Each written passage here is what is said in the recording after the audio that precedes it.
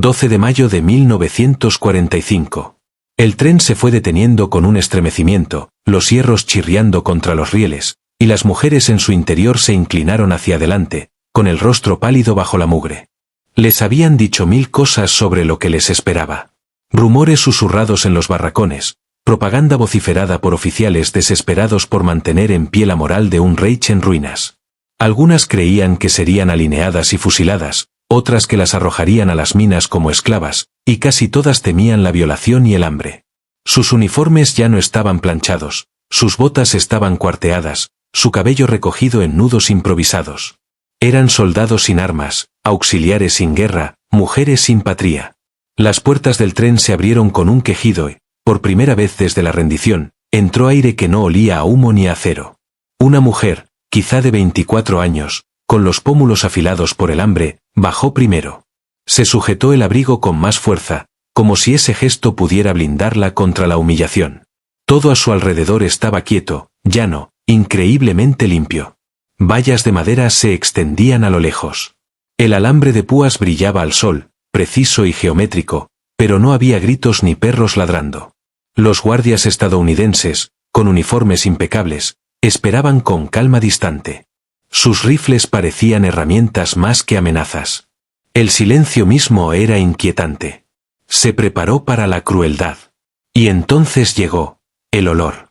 Flotaba en la brisa como un fantasma de otro mundo, cálido, grasoso, inconfundiblemente rico.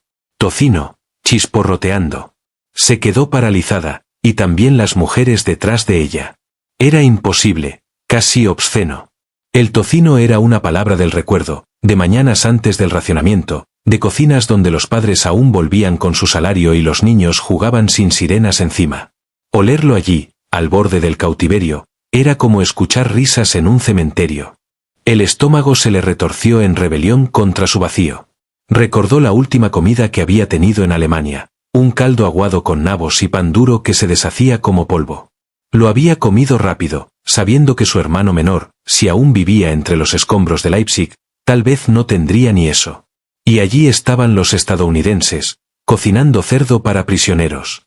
Sintió vértigo de rabia, vergüenza y un extraño anhelo.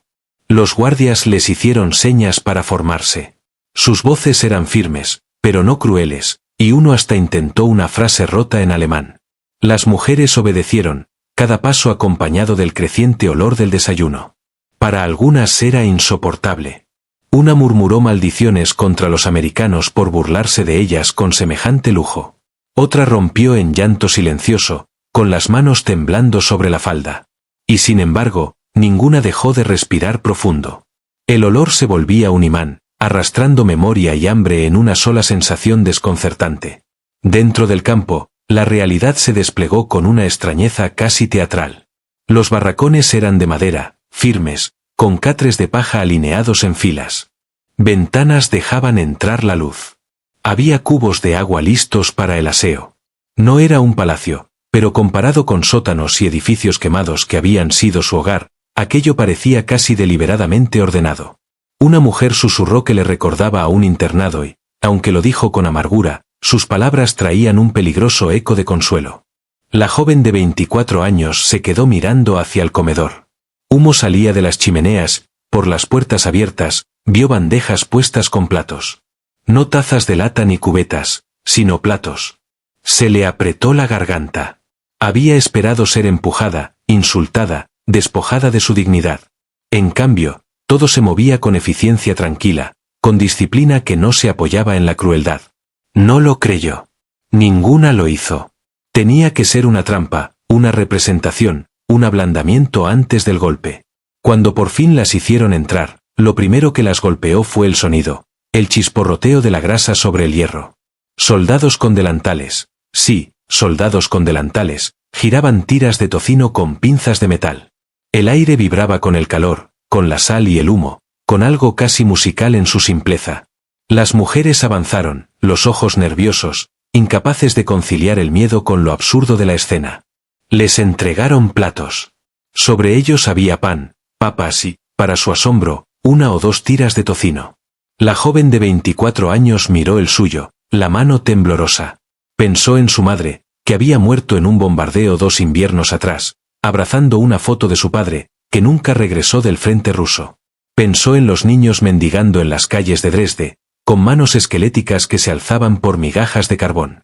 Y ahora, en manos enemigas, le ofrecían tocino. Su pecho se llenó de confusión. Quiso rechazarlo, escupir en desafío, probar que no se quebraba con facilidad. Pero su cuerpo la traicionó. Levantó la tira a los labios y mordió.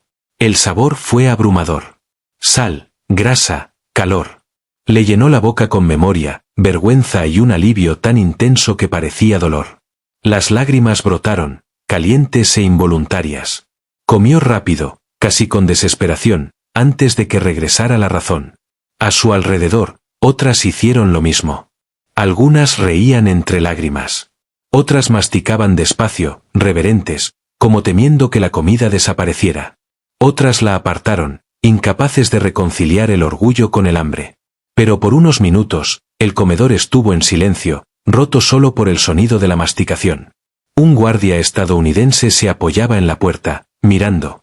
Tendría unos 30 años, uniforme impecable, rostro impasible. Pero cuando una de las mujeres levantó la vista, sus ojos se encontraron y él hizo un leve encogimiento de hombros, como diciendo, «Es solo desayuno». Ese gesto era más peligroso que cualquier arma. Sugería un mundo donde los enemigos no eran monstruos, donde los captores podían ofrecer bondad. Quebraba algo profundo en la mitología que les habían inculcado. Cuando terminó la comida, las mujeres fueron llevadas de regreso a sus barracas. La joven de 24 años se recostó en su litera, mirando el techo de madera. El sabor aún permanecía en su lengua. Se sentía más ligera y más pesada al mismo tiempo, como si un gran peso se hubiera movido, pero no desaparecido. No sabía si podía confiar en los estadounidenses, si aquello era generosidad o estrategia, pero había algo que sabía con certeza: su visión del enemigo había cambiado con una sola comida. Esa noche, mientras el silencio se asentaba sobre el campo, escuchó el sonido tenue de las botas de los guardias patrullando afuera. Sin gritos, sin perros, solo el ritmo constante sobre la tierra. Cerró los ojos, pero el sueño no llegó con facilidad. El tocino había llenado su estómago, pero había inquietado su mente. Si el enemigo era capaz de eso, de orden, de alimento, incluso de algo parecido a la compasión, ¿qué más podría aprender en cautiverio? La pregunta ardía más que el hambre. Y cuando amaneció, el aroma volvió, débil, arrastrado por el viento matinal a través del campo. Lo respiró, sabiendo que la guerra en la que había entrado ya no se trataba de ejércitos o fronteras, sino de creencias. Le habían enseñado a esperar crueldad. En su lugar, encontró tocino. No era perdón ni amistad, pero era algo mucho más peligroso para sus certezas, prueba de otra realidad. La verdad más inquietante de todas era esta: el desayuno apenas era el comienzo. Pronto aprendieron que la mayor guerra dentro del campo no se luchaba con rifles ni puños, sino con ideas que roían los bordes de todo lo que les habían dicho. Durante años habían vivido bajo el redoble constante de la propaganda. Los carteles gritaban sobre la crueldad americana, sobre hombres que no eran más que mercenarios movidos por la codicia. La radio pintaba imágenes de salvajes uniformados, hombres que quemaban, humillaban y profanaban a cualquier alemán que cayera en sus manos. Incluso las mujeres que habían trabajado en oficinas o torres de señales lejos del frente llevaban esas imágenes como armadura. Esperaban una brutalidad que al menos diera sentido a su miedo. Pero las primeras semanas en el campo hicieron tambalear esas imágenes. Los estadounidenses hablaban poco alemán, pero su tono era medido, su disciplina inquebrantable. Las órdenes eran cortas, secas, pero sin veneno. Los guardias trataban a las mujeres como responsabilidad, no como presa. En lugar de hambre, había comidas regulares. En lugar de suciedad, había jabón y agua. En lugar de degradación, había una estricta rutina. Cada descubrimiento las perturbaba más que cualquier insulto. La joven de 24 años se veía perseguida por el contraste. Recordaba las lecciones en las salas de entrenamiento, donde los oficiales juraban que la captura significaba un destino peor que la muerte. Recordaba las advertencias susurradas por mujeres mayores que aseguraban que los estadounidenses llevaban cuchillos solo por diversión, que reían mientras degollaban. Ahora pasaba frente a cocinas ordenadas, donde cocineros con delantales revolvían ollas de papas, con rostros aburridos más que crueles. Olía a café. Café real, no la cebada quemada que había conocido durante años. Escuchaba el roce metálico de las bandejas. Y no sabía que era más difícil de soportar, el hambre en su estómago o la guerra que ardía en su mente. La propaganda había sido su brújula, y ahora la aguja giraba sin rumbo. Las demás también lo sentían. Por la noche, recostadas en colchones delgados, hablaban en voz baja, pesando rumor contra realidad. Una admitió que había temido la violación en cuanto bajaron del tren. Sin embargo, ni un solo guardia la había tocado. Otra confesó que no podía dejar de mirar el pan, blanco, suave, sin aserrín. El pan se suponía escaso en todas partes. Y allí aparecía en canastas, repuesto sin esfuerzo. Admitir alivio parecía peligroso, casi traición a sus familias que sufrían en casa. Pero la evidencia era innegable. El orden del campo era deliberado, casi teatral en su normalidad. Pase de lista al amanecer. Tareas para algunas, labores ligeras para otras. Inspecciones no con látigos ni puños, sino con listas. Los guardias parecían extrañamente jóvenes, apenas mayores que las prisioneras, con rostros lisos, botas brillantes.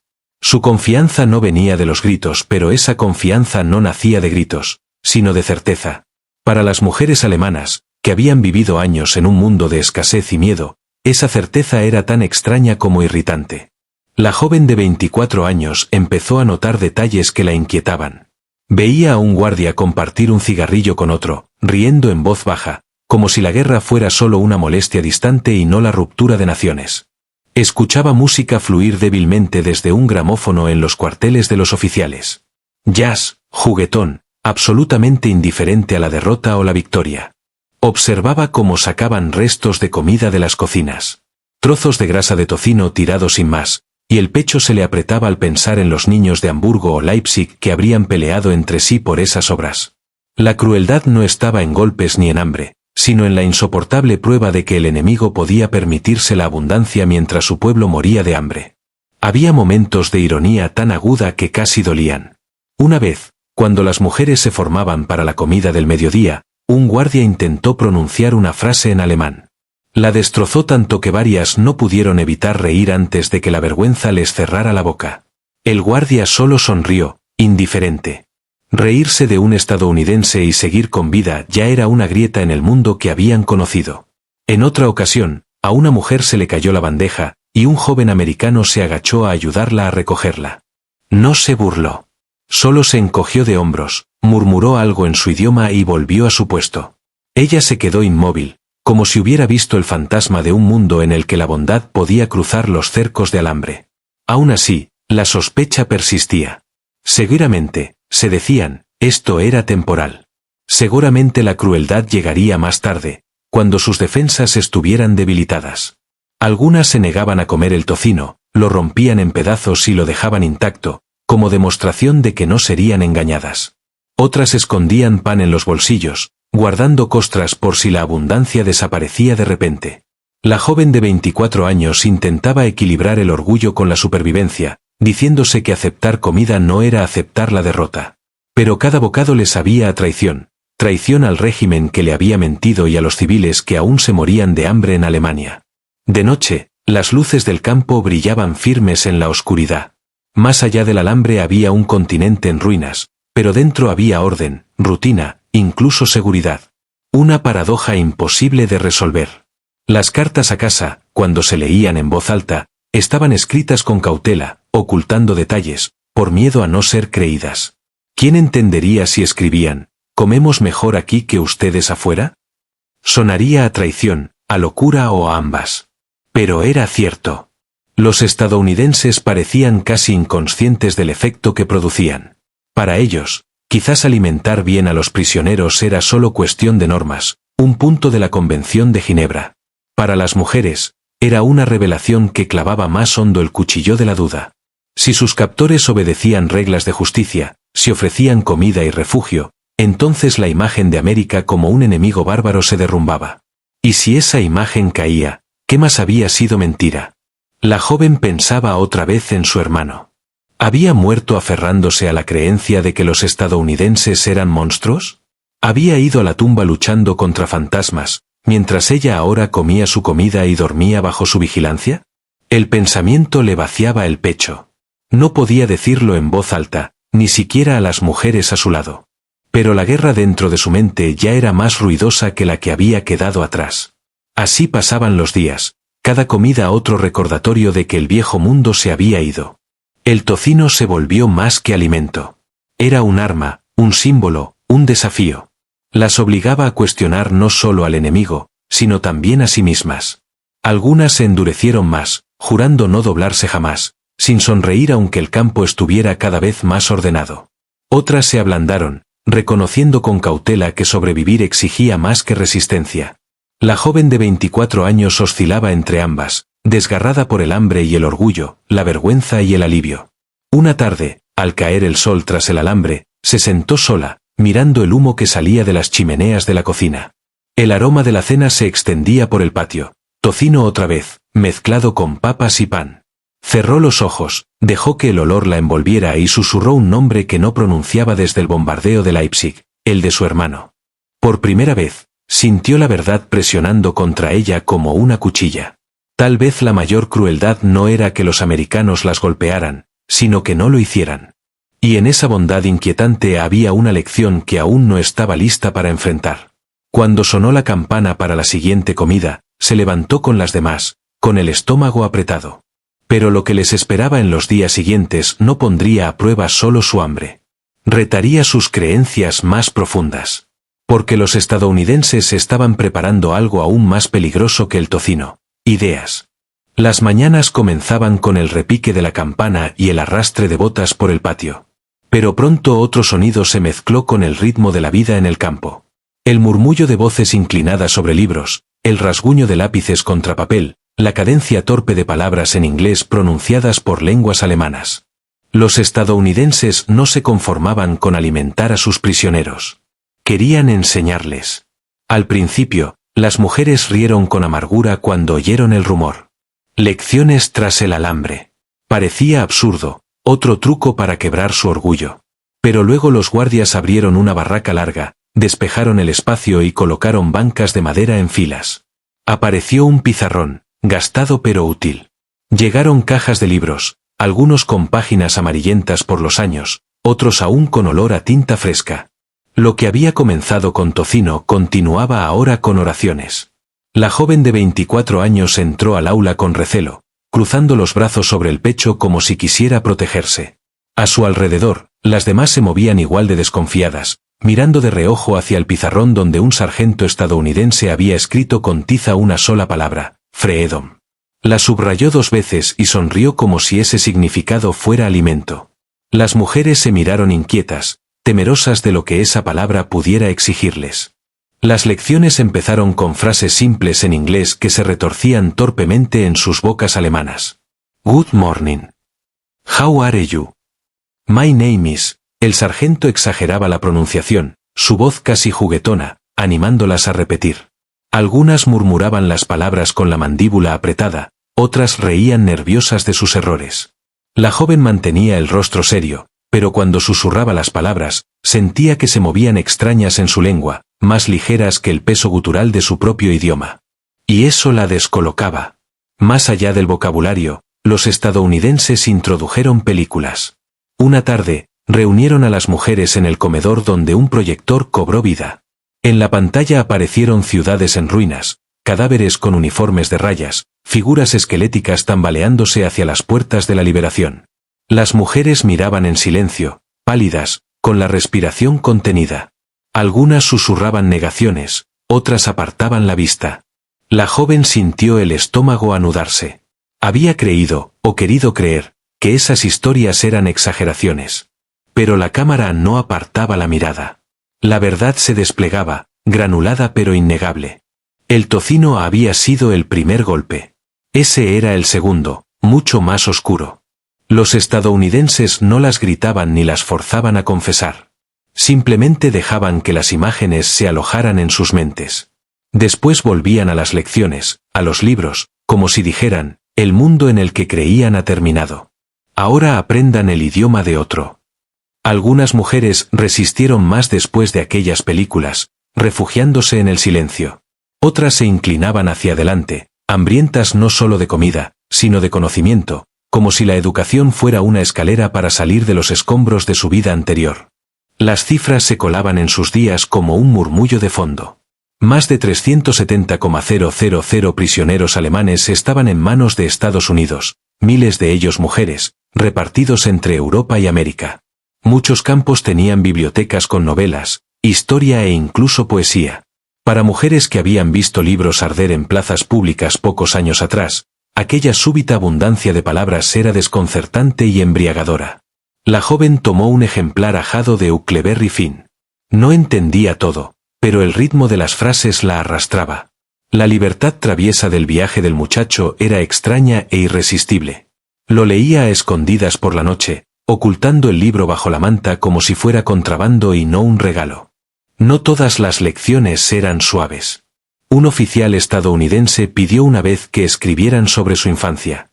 En inglés, si podían, en alemán, si no. Las mujeres se inclinaron sobre sus papeles, garabateando recuerdos de granjas, ciudades, madres horneando pan, padres volviendo del trabajo, días de escuela ahora difuminados por la guerra. Cuando el oficial recogió las hojas, leyó algunas en voz alta, su acento pesado.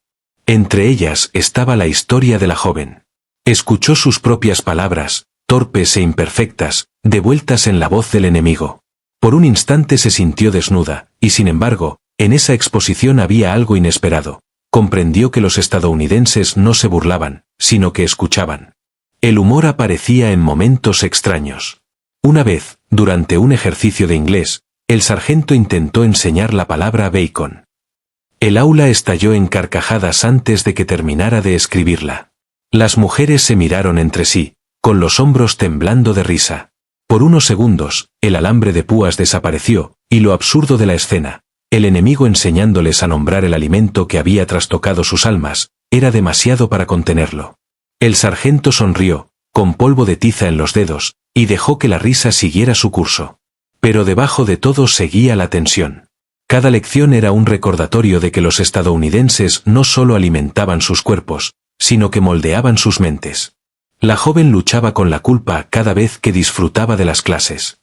Pensaba en su hermano, enterrado bajo escombros o barro, que nunca leería un libro estadounidense ni escucharía jazz de un gramófono. Pensaba en su madre, que murió creyendo que la victoria aún era posible. Los traicionaba al sentarse en un banco, repitiendo palabras extranjeras, dejándose conmover por historias y canciones.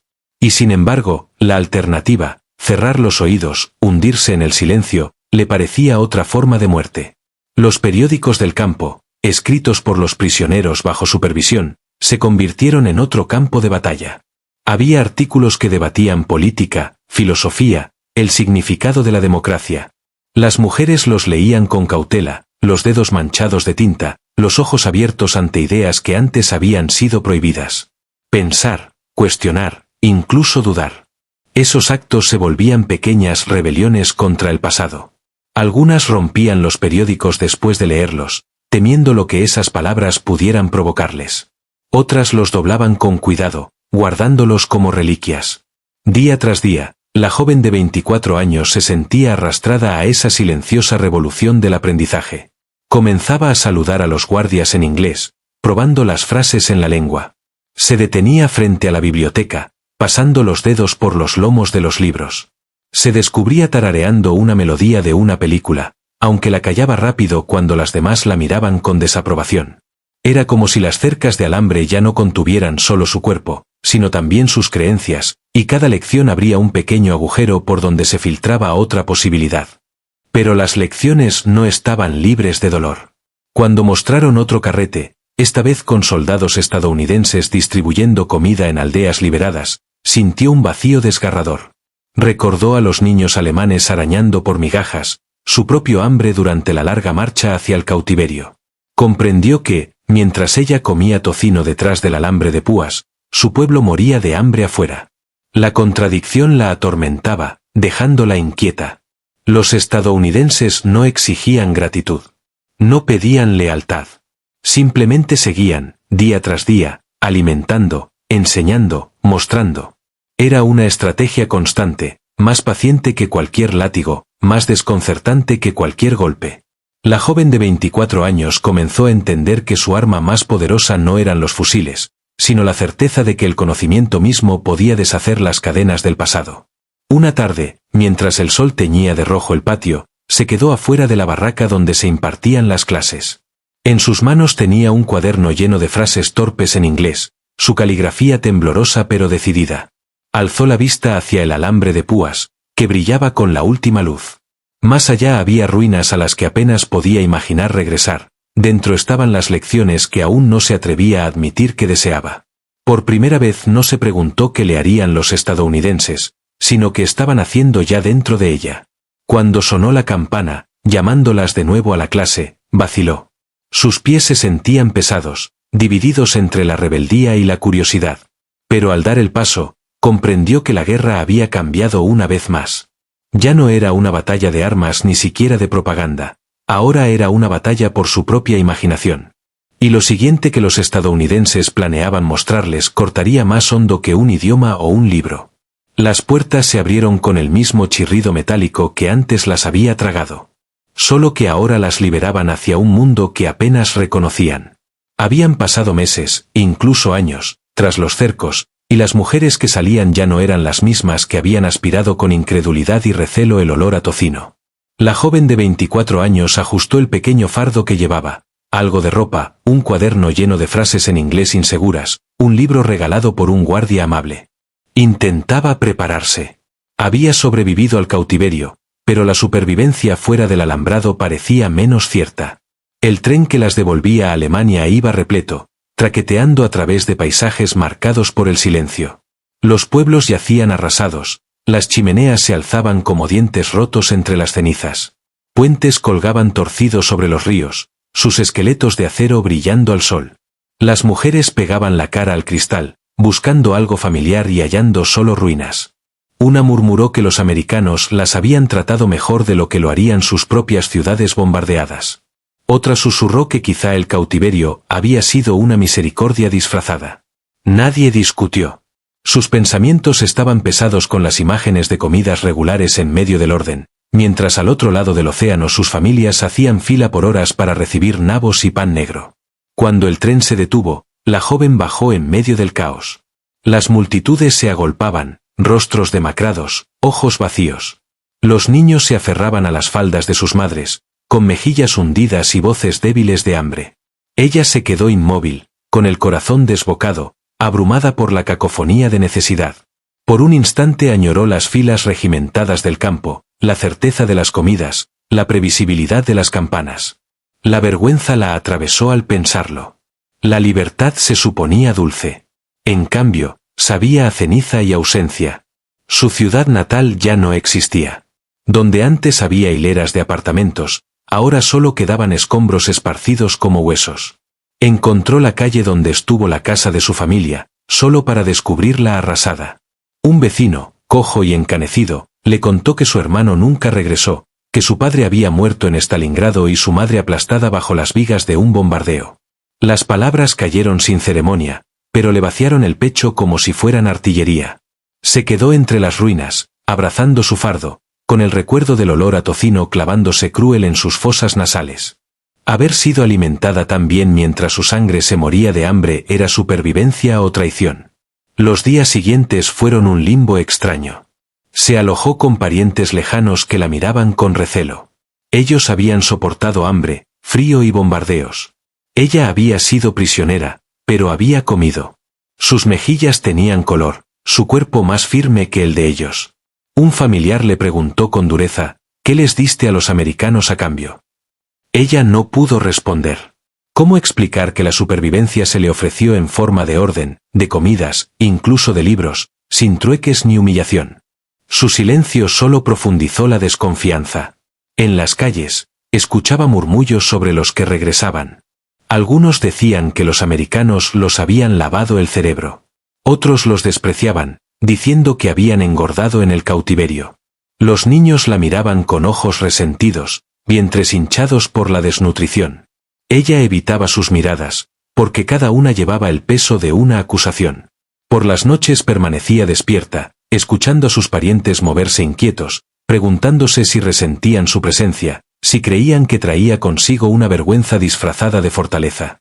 Y sin embargo, en el silencio volvían las lecciones. Recordaba la palabra en la pizarra, freedom. Recordaba las películas que habían destrozado sus ilusiones. Recordaba las páginas de Huckleberry Finn, la alegría temeraria de un niño en una balsa, la audacia de una historia sin miedo.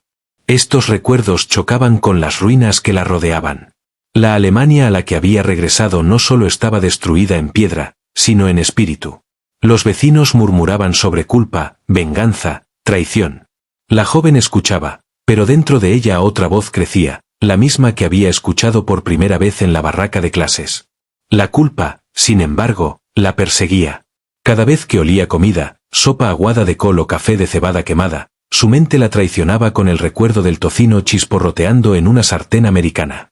El contraste era insoportable. Quería contarlo, compartir lo surreal que había sido, pero sabía cómo sonaría, arrogante, desagradecida, traidora. Así que lo guardó dentro de sí. El sabor del tocino se convirtió no solo en un recuerdo, sino en un secreto. Una carga demasiado pesada para confesar. Un día, pasó junto a una multitud reunida alrededor de un camión donde repartían latas de comida. Los niños se abalanzaban, las mujeres extendían sus brazos delgados. Ella se quedó al margen, abrazando su fardo, hasta que un hombre con uniforme extranjero le puso una lata en las manos. Leyó la etiqueta, American. La vista le apretó la garganta. La guerra había terminado, y sin embargo, una vez más, el enemigo alimentaba a su pueblo. Quiso gritar, arrojar la lata a los escombros, pero sus manos no la soltaban. La llevó a casa, donde sus parientes la abrieron con avidez, vaciando el contenido en una olla, alabando la abundancia de los americanos. Ella no dijo nada, pero algo cambió dentro de sí. El enemigo la había alimentado una vez en cautiverio. Ahora alimentaba a su pueblo en la ruina. El patrón no podía ignorarse. Con el paso de las semanas, volvió a escribir en su cuaderno. Frases torpes en inglés, retazos de memoria, preguntas que no podía acallar. A veces escribía sobre su hermano, a veces sobre su madre, pero a menudo sobre el campo, el olor del tocino, el silencio de los guardias, el polvo de tiza en los dedos del sargento. Sus parientes la sorprendieron una vez, frunciendo el ceño ante las palabras extranjeras. ¿Por qué desperdiciar tinta en su idioma?, preguntaron. Ella bajó la mirada, pero en su interior sabía la respuesta, porque la conectaba con un mundo que no había quedado reducido a escombros. Poco a poco comprendió que el cautiverio no terminó en la puerta del campo. Vivía dentro de ella, en el conflicto entre la memoria y la realidad, entre la propaganda y la experiencia. Era libre en cuerpo, pero atada en pensamiento, desgarrada entre la lealtad a los muertos y la verdad innegable de lo que había visto. El tocino, los libros, las películas, no solo la habían alimentado, la habían transformado. No podía volver a la ignorancia, por mucho que lo deseara. Una tarde volvió a caminar hasta las ruinas de su calle. El sol bajaba, alargando la sombra sobre los ladrillos rotos. Se sentó sobre una piedra, abrió su cuaderno y escribió una sola frase en inglés, I am still alive. Las palabras parecían frágiles en la página, pero se sentían más fuertes que cualquier uniforme que hubiera vestido. Cerró el cuaderno, lo apretó contra su pecho y dejó que el silencio la envolviera. El sabor del tocino persistía, ya no como alimento, sino como símbolo, a la vez regalo y maldición. Era prueba de un mundo más allá del alambre de púas, un mundo donde los enemigos alimentaban en lugar de matar de hambre, donde las palabras sustituían a los látigos, donde los libros reemplazaban las órdenes. No era misericordia, ni perdón, sino algo más peligroso, posibilidad. Y mientras contemplaba las ruinas de su ciudad, comprendió que sobrevivir no era el final de su guerra. Era el inicio de otra. Una librada no con armas, sino con memoria, con culpa y con la frágil esperanza de que quizá la humanidad aún pudiera reconstruirse desde las cenizas. Se levantó, guardando el cuaderno bajo el brazo, con pasos lentos pero firmes. Las calles a su alrededor resonaban de hambre y amargura. Y, sin embargo, dentro de ella, el eco del tocino chisporroteando se negaba a morir. Susurraba contradicciones, verdades incómodas, futuros aún por escribirse. Y al caer la noche, entendió con una claridad tan aterradora como liberadora, la guerra había terminado, Pero la verdadera batalla, la del significado, apenas comenzaba.